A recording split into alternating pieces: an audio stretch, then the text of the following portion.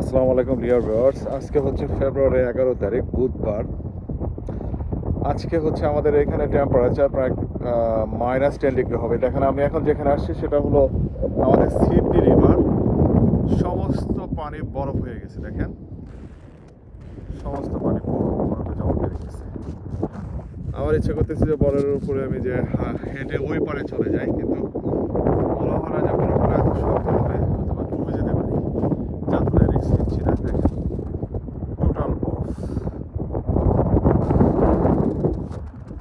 এখন জাহাজ চলাচল পুরোপুরি বন্ধ, কারণ হচ্ছে যে এই বরফের মধ্যে দিয়ে জাহাজ চলাচল কোনোভাবে সম্ভব না।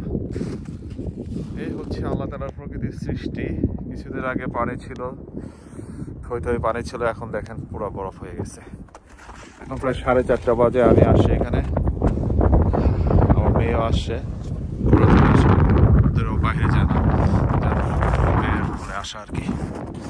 আমার হাত পুরো বরফ হয়ে যাচ্ছে। আমি কাছ থেকে একটু দেখানোর চেষ্টা করি। দেখেন এই যে পুরো পুরো ফ্রিজ হয়ে যাচ্ছে আমার।